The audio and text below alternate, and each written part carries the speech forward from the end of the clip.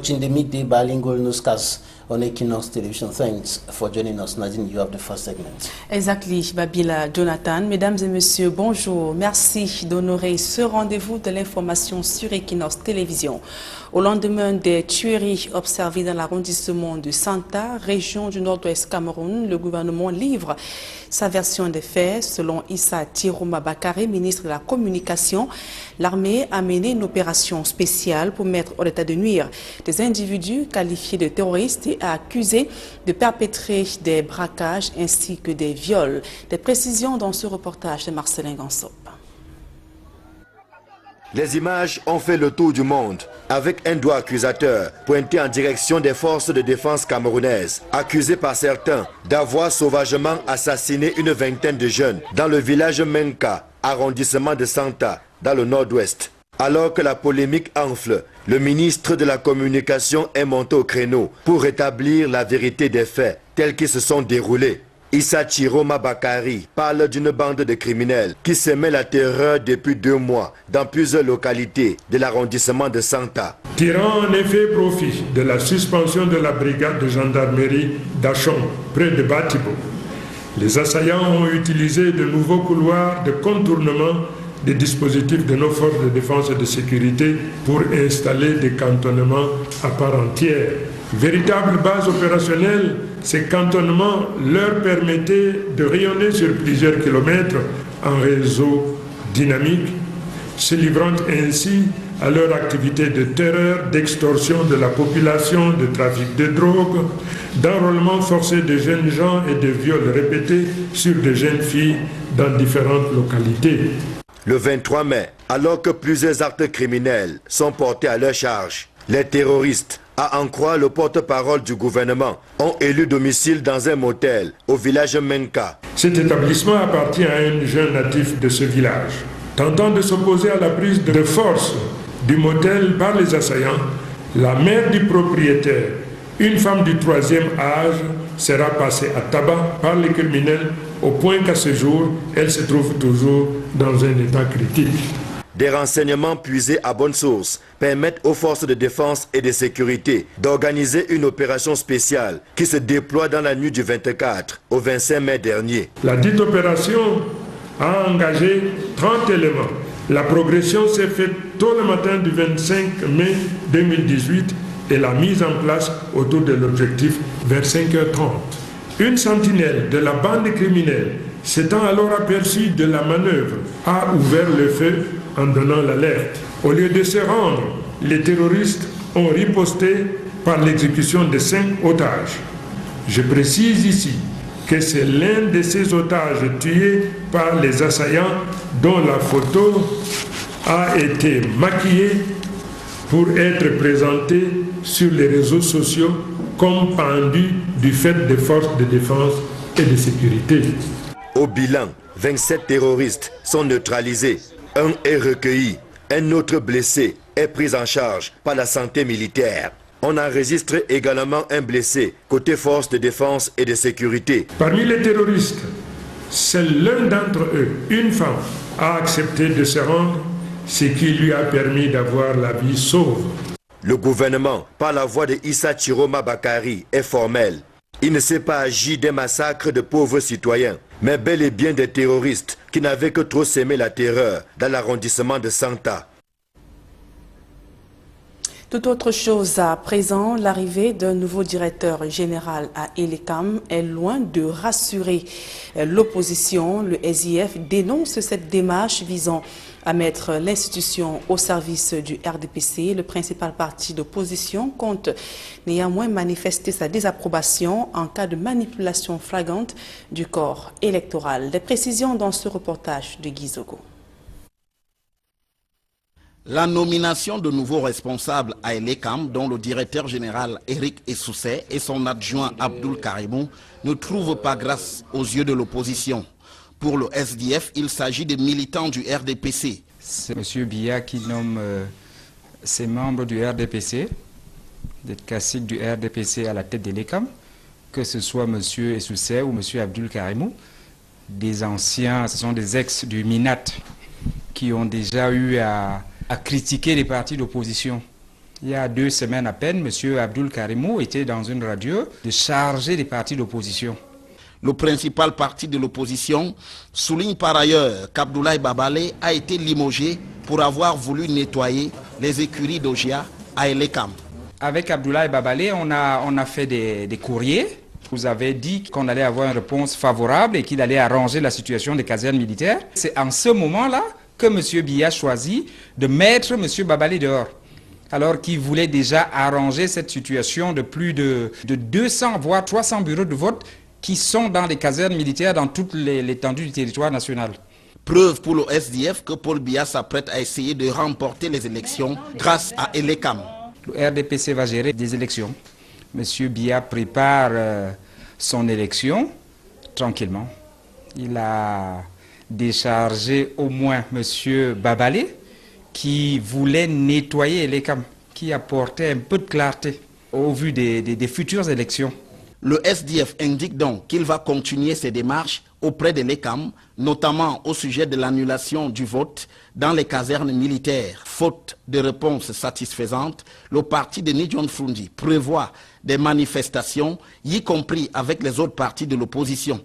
Si au 6 juin, on n'a pas de réponse claire de l'ECAM, si au 6 juin, on n'a pas de pourparlers avec l'ECAM par rapport aux élections, je crois que pas seulement que le SDF, l'opposition tout entière est en train de se préparer pour se joindre à nous et mener ces actions qui seront spectaculaires. Autant dire que l'opposition n'entend pas aller aux élections à venir la fleur au fusil. En économie, le ministre des Finances l'avoue, le Cameroun est en pleine crise économique. Paul Motazé estime que l'État a besoin de renforcer la mobilité des ressources publiques importantes, mais il a aussi et surtout question de mettre tout en œuvre pour éviter d'étouffer les entreprises publiques ainsi que dans le secteur privé, créateur de richesses. Farel Bounia, Auréole Toumi. Le climat des affaires au Cameroun fait peur à de nombreux investisseurs.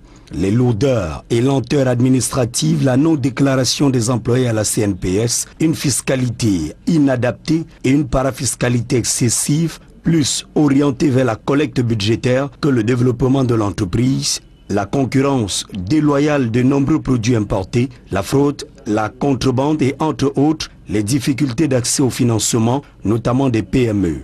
C'est sans doute ce qui fait dire à Paul Motazé qu'un vent de crise économique traverse le Cameroun. L'une des solutions à la crise, c'est d'assurer un recouvrement plus conséquent des recettes non déclarées. Pour le ministre des Finances, l'assainissement du climat des affaires passe par des préalables. Donc nous avons besoin de mobiliser des ressources publiques importantes. Ça c'est un premier postulat, à mon avis, qui ne devrait pas faire l'objet de contestation ni de débat.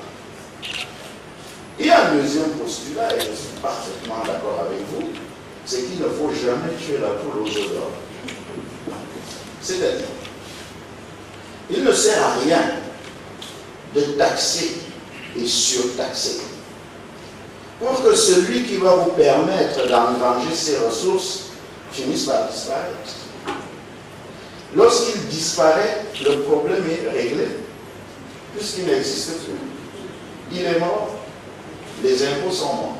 Devant les opérateurs économiques à Douala, Paul Motazé a décidé de rectifier le tir des vieilles pratiques gouvernementales. Il ne me semble pas possible que lorsque vous avez raison, lorsque vous réussissez à démontrer au gouvernement qu'en allant dans tel sens, nous allons non seulement aider les entreprises, nous allons non seulement combattre la fraude, si nous avons cela en même temps qu'in fine, le trésor public se rend compte qu'il sera gagnant parce que les entreprises seront plus saines, plus fortes et donc vont payer plus d'emplois. Je ne vois pas pourquoi nous ne suivrons pas vos avis. Pour lui, plus question de poursuivre avec l'idée d'un gouvernement qui sait tout mieux que quiconque. Si vous voulez, nous pourrons même mettre une périodicité convenue d'accord parti pour ces réunions. Et je me propose, si vous en avez convenance, effectivement, que les comptes rendus ou alors le résumé des comptes rendus soit tout le temps adressé au Premier ministre et soit compris comme point à l'ordre du jour de chaque session du Cameroun Business Forum. Au terme de sa visite au groupement interpatronal du Cameroun et dans quelques entreprises de la ville de Douala, Luipol Motazé a exhorté les opérateurs économiques et les hommes d'affaires à se soumettre aux obligations juridiques, fiscales et sociales. Et toujours en économie, l'ombre du gendarme financier international plane sur la préparation du budget 2019. Le gouvernement s'engage à ranger dans les tiroirs tous les projets structurants, immatures, inadaptés aux besoins des populations. C'est l'une des principales recommandations du FMI afin d'éviter le piège d'une loi de finances mal élaborée dans un contexte de crise économique. Joël Essenga et Marcelin Gansop. L'exécution des précédents budgets a laissé voir des insuffisances qui pourraient justifier certaines pesanteurs et donner du poids à la critique. Il faut qu'au sein des administrations, la coordination, la préparation du budget soit totale. Nous voulons insister là-dessus parce que par le passé, nous avons constaté dans certaines administrations le cloisonnement entre les acteurs. Ça ne facilite pas la rapidité dans l'atteinte des objectifs et des rendez-vous de la chaîne budgétaire. Nous insistons également sur la maturation des projets parce que certains projets peuvent avoir des difficultés dans la mise en œuvre parce que la maturation a été insuffisante au moment de la préparation du budget. C'est conscient de ces manquements que le ministère des Finances a décidé de lancer un peu plus tôt qu'avant la préparation du budget 2019. Conscient, comme a dit Luipol Motazé, que comme on se couche, on se lève. Une bonne nuit de sommeil dépend de la manière dont on aura fait son lit au préalable. Ramener à la réalité budgétaire, il signifie que la qualité du processus d'élaboration de la loi de finances est la condition nécessaire et suffisante de sa bonne exécution. Il s'agit en effet de concilier en permanence la complexité technique à la multiplicité des attentes de la collectivité qui se font de plus en plus pressantes et grandissantes. Le jeu vaut d'autant plus la chandelle que le budget 2019 se prépare dans un contexte particulier, marqué par des défis sécuritaires et la conduite du nouveau programme économique et financier conclu avec le Fonds monétaire international et adossé sur la facilité élargie de crédit. Dans un tel contexte, le gouvernement se doit de relever le triple défi de la mobilisation accrue des ressources publiques, de la maîtrise et de la rationalisation des dépenses, et ce en cohérence avec les objectifs du Fonds monétaire international. Vous savez que pour la loi et les règlements, il faut déposer le 30 septembre et pour la loi des finances de l'année, il faut pouvoir déposer le projet de loi le 15 octobre. C'est un défi que nous devons chercher à relever. C'est pour cela que le ministre des Finances a donc lancé le budget un peu plus tôt cette année. 2019, c'est déjà demain. Et la bonne exécution du budget projeté passera par une bonne corrélation entre les potentialités de l'État en matière de recettes, d'une part, et d'autre part, les engagements du gouvernement traduits dans les programmes budgétaires portés par les différentes administrations, ce qui ne laisse aucune place au tâtonnement et à la navigation à vue, observée lors des précédentes élaborations du budget. Et dans le chapitre consacré aux examens officiels au Cameroun, des milliers d'élèves affrontent depuis le début de cette semaine les épreuves écrites du DCE Advanced et Ordinary Level. Et ceux des classes terminales l'ont pris le relais hier mardi sur l'ensemble du territoire national. Et à Loum, dans le département du Mungo, de nombreux élèves ont brillé par leur absence. La sécurité a été renforcée dans ce côté. Plus de précisions dans ce reportage de Gladys Sidier et de Jacquino Molon. C'est parce qu'aucun élève avec boîte académique, lotus, mouchoir, tout ça doit rester. Fouille systématique pour tous les candidats qui frappent aux portes de l'enseignement supérieur. Ceux qui affrontent le DCE O-Level et le DCE Advanced Level dans la ville de Loum, département du Mungo, viennent pour certains de la région du sud-ouest. En raison des fortes tensions qui perdurent dans les zones anglophones, plusieurs centres d'examen ont été délocalisés. On a eu peut-être quelques frayeurs concernant les centres d'examen qui ont été délocalisés. Ce pas les centres qui devaient être à Tombelle, à Bangam et Consort, en ce qui concerne le DCI bien sûr. Mais nous avons déployé un dispositif approprié. Je suis très ravi très satisfait de ce que tout se déroule dans la sérénité. Je crois que tout va se dérouler normalement et on va finir dans la satisfaction. Le lycée bilingue de Njombe a été désigné pour la première fois comme un centre d'examen pour les candidats au DCI. Tous les 84 candidats inscrits ont répondu présent. Cette session d'examen, nous avons obtenu un centre de composition de GC Ordinary Level. Nous avions inscrit 84 candidats et tous les 84 sont présents. Pour le baccalauréat de l'enseignement général qui a débuté un jour après le DCI au sous-centre du lycée bilingue de Njombe, une absence a été enregistrée. Et au baccalauréat, nous avions inscrit 232 candidats, 231 sont présents. Ils se composent dans la sérénité, il n'y a pas de souci. Le nombre d'absences est un peu plus élevé au lycée de Loum. Sur les 506 candidats, pour ce qui est du sous-centre du lycée de Loum, nous avons 4 absents. Et jusque-là, pour des raisons que nous ne maîtrisons pas. Il y a quelques cas d'oubli de récépissé et de carte d'identité scolaire. Les candidats ont été autorisés à entrer en salle. Des candidats déterminés pour la plupart à réussir. Ils n'ont pas de stress. Quand on a abordé les épreuves avec une sérénité totale. 9 mois à travailler. Et à la fin, on veut réussir, on doit réussir. Réussite ou échec, on n'en est pas encore là. Les épreuves s'étaleront sur plusieurs jours et seuls les résultats permettront de déterminer qui sera désormais appelé étudiant. Un public reportage à présent. Le nouveau directeur général d'Orange Cameroun est allé toucher du doigt les réalités du monde des orphelins. Frédéric Desbords a pu également apprécier la réalisation des jeunes filles dans un centre de formation construit à l'orphelinat main dans la main à Bonamoussadi dans le 5e arrondissement avec l'appui bien sûr d'Orange Cameroun. Reportage. Bientôt 10 ans et la Fondation Orange reste un acteur engagé dans l'action humanitaire au Cameroun. Le directeur général d'Orange Cameroun est allé à l'orphelinat main dans la main de Bonamoussadi pour vivre le temps d'un soir les réalités du monde des orphelins.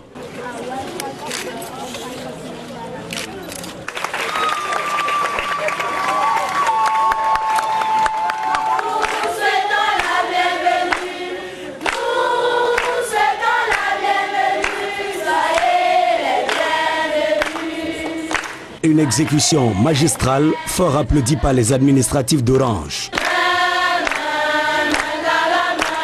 Puis, dans la chapelle, une mise en conditionnement.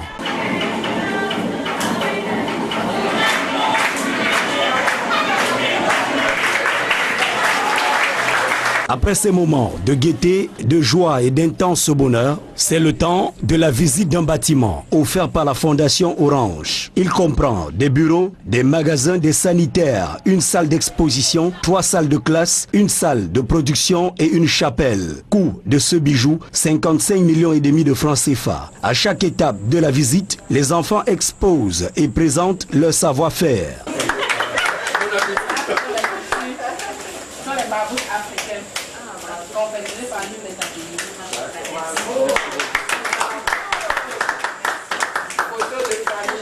La salle multimédia aussi est un don de la Fondation Orange. Qu'Orange soit partenaire depuis 15 ans, ça montre aussi notre attachement à partager des valeurs avec des gens qui sont vrais. Avec de façon relativement discrète, puisqu'on ne fait pas de communication autour de cet accompagnement. Et c'est vraiment quelque chose qui est 15 ans de partenariat, c'est rien. Si on prend 15 ans dans la vie d'un enfant, c'est pas grand-chose.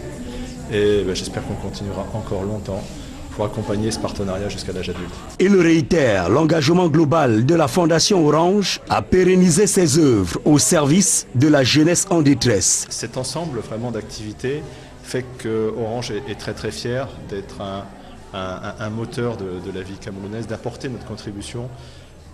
Ça fait très longtemps qu'Orange est au Cameroun et on se sent vraiment camerounais jusqu'au bout de l'âme et on va partout sur le territoire national faire notre responsabilité sociale. La promotrice de l'ONG Main dans la main, au-delà de la reconnaissance, se souvient avec nostalgie de ses débuts avec Orange Cameroun. Ça a commencé en 2003, quand les dames Orange lors de la célébration du 8 mars, sont venus ici nous voir, alors que nous étions tout petits.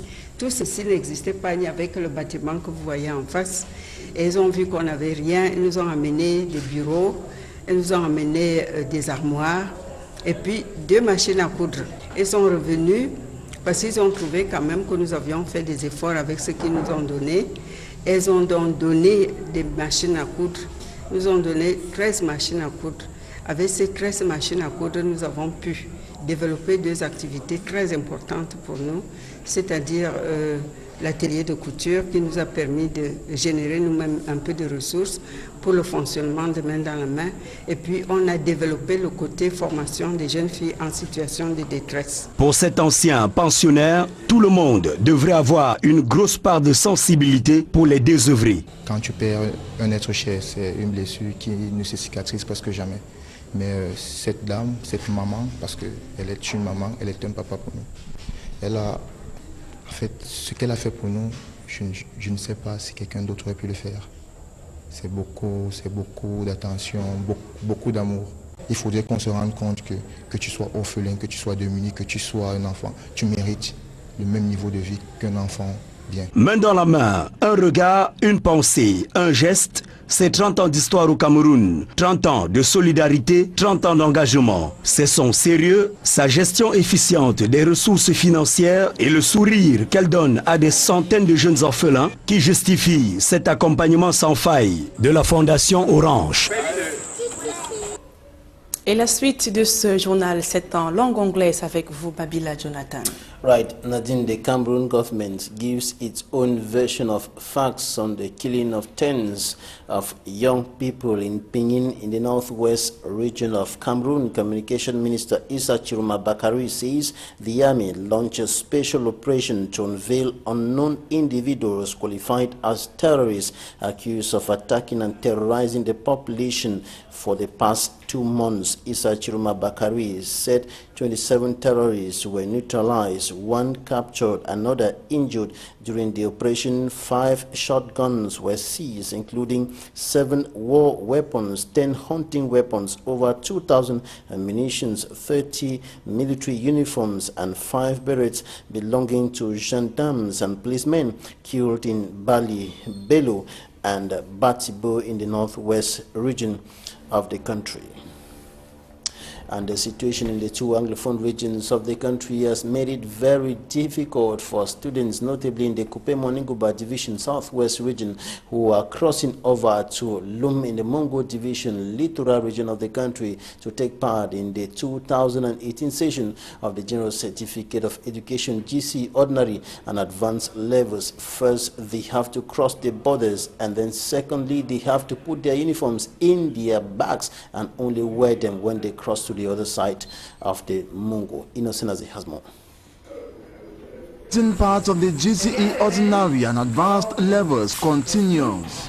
But this is what candidates from the Kupe Maninguba division of the Southwest region go through before moving into their accommodation centers like Government Bilingual High School Lum, Government Bilingual High School Njombe, all in the littoral region, before writing for security reasons. They dress in assorted wear and put on their uniforms only on campus. After the changing exercise, they queue up at the gate for thorough search, unlike others, to ensure they are not in possession of prepared and unwanted materials.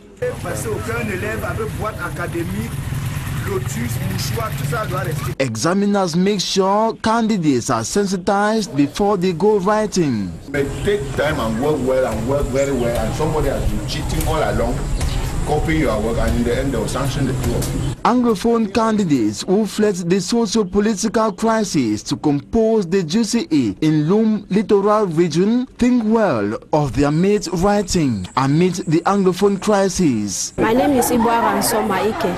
I also have something to say, like encouraging my brothers who are in Southwest and Northwest. We pray that as we sit for our exams here, their exams will also go well where they are now. We pray that all what is going on in the Anglophone sections to come to an end because Cameroon is one and indivisible. According to Andre Marie Jean Fang, in charge of Loom, 506 students registered for the GCE ordinary and advanced levels, but only 502 began writing. 4 were absent for unjustified reasons. Carte d'identité scolaire, j'ai failli dire, comme toujours. In Government Bilingual High School Njombe Accommodation Center, all 84 ordinary level candidates expected to write were present, as noted by Nathalie Mouen, chief of the Njombe Accommodation Center. Et tous les 84 sont présents. She also indicated that for the Baccalaureate General Examination, which kicked off Tuesday, 231 candidates out of 232 who registered began writing. Only 1 candidate was absent. The divisional officer of Loom, Pascal Joua, made a tour and confirms absolute serenity reigns in all accommodation centers in his area of command.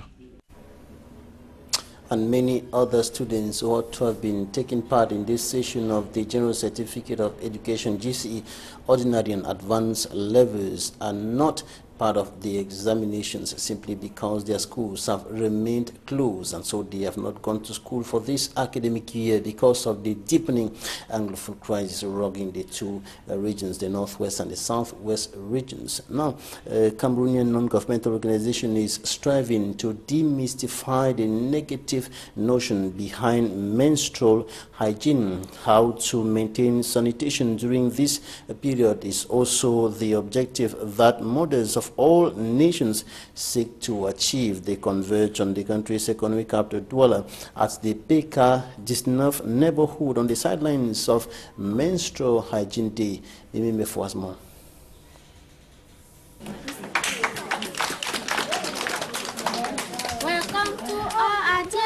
Statistics by UNICEF show that 1 in every 10 schoolgirls miss classes during their menstrual period. Another study reveals that some of them could miss 5 days of school per month, which equates to 60 school days per year. This, according to gender promoters, is common in our today's society because embracing menstruation is still a problem. It's not always about people stigmatizing them, but it's about them stigmatizing their own selves. You will find women who, when they're on their periods, they won't go to school, they won't go to work. To me, it's more about them to take up the challenge for menstruation is not an illness. Menstruation is just a normal thing, so it's for you to embrace it. When you embrace it, more people embrace it with you. And I think when it comes to talking about hygiene, and one of the issues that make them maybe stay back, who don't want to go to work, who don't want to go to school, is because maybe they feel pains. I think those pains they used to feel at times is due to an infection. So having a constant medical check keeps you from, makes you stay healthy, keeps you free from infections and free from the pains. That is the challenge that coordinators of Mother of All Nations seek to address. The non-governmental organization on the International Day for Menstrual Hygiene sought to demystify this period in a young woman's life, especially those in local communities who are sometimes unaware of menstrual cycles and sanitation measures during this period.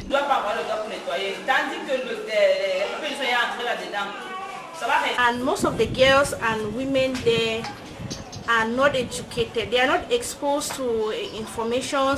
So we are here now to sensitize them to know their menstrual cycle and to educate them on menstrual hygiene. Access to sanitary pads is also a problem some of the young girls are facing.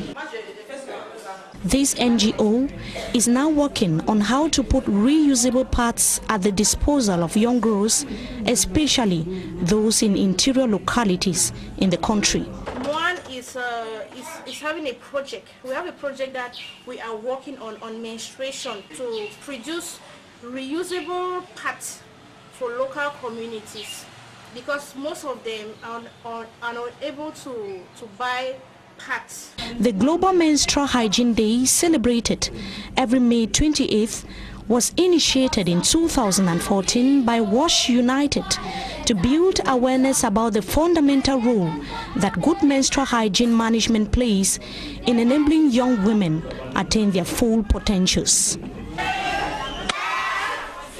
Menstruation is a normal thing, and taking good care of yourself during the menstruation period is imperative. Thanks for staying with us. We'll be coming back at 4 p.m. with more news. Nadine. Yes, Babila Jonathan, fin de ce journal. Mesdames et messieurs, merci pour votre aimable attention.